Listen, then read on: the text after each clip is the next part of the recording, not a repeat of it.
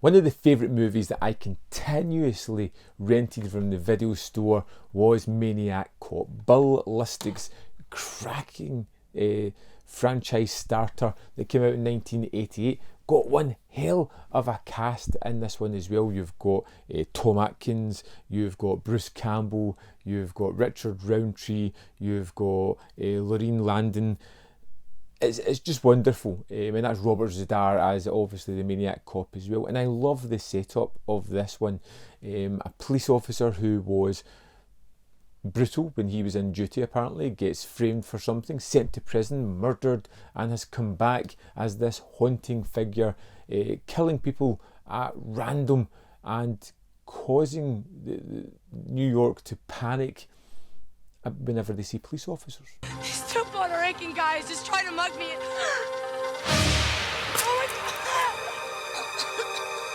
It's a wonderful ideal, and Bill Lustig, who is really fantastic at these type of movies, creates a B movie that has aspirations of being something bigger, that creates these wonderfully layered shots and a wonderful script by Larry Cohen. This is etched in New York and delivered by two pulpy cult filmmakers that just create a wonderful story. And the story at the heart of this one is a little bit more than you would typically get in a B movie. It's a mystery at its heart, as well as being a slasher, a horror and an action movie rolled up into one. And it does some things that are unexpected within the movie, like handing over the lead character, which is a really weird kind of idea, but something that works within the film.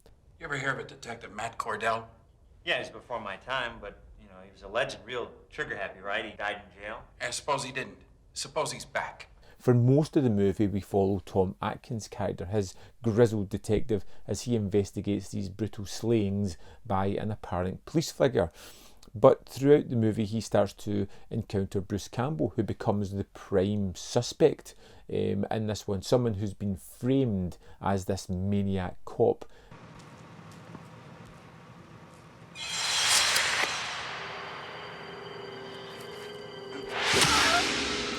And then, for the final third of the movie, Tom Atkins takes a step back, and Bruce Campbell becomes the leading man in this one.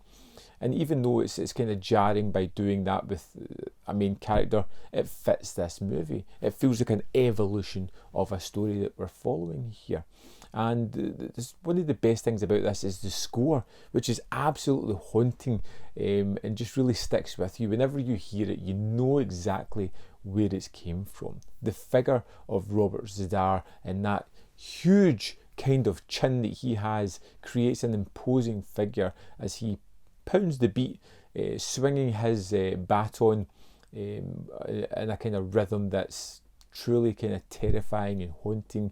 And you get these wonderful kill sequences throughout the movie. They really know when they want to do the gore and the blood, and they're going to do it right, and they really kind of go for it. One of the things that I always forget about Maniac Cop is the idea of the mystery at the heart of this one, which is just kind of an almost secondary story, but really adds into the kind of mythos of Cordell and the Maniac Cop franchise that gets built upon in later movies. But the mystery is a kind of audible addition here, but something that I always really like. You know, how is the information? How does Cordell know where to go, what to do? Is he a supernatural figure? Is he someone that escaped death and is now causing more of it by stalking the streets?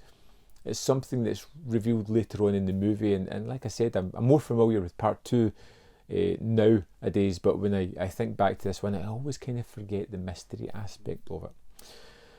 But when it goes for the big action set pieces, it really goes for them. There's a sequence where Bruce Campbell is in prison and suddenly realises that Cordell is there and that everybody else is pretty much dead, and he's been set up yet again. And it's a wonderfully expansive set piece that starts off with a shocking body and just elevates into Cordell stalking him through the police station, which is somewhere he obviously knows very well.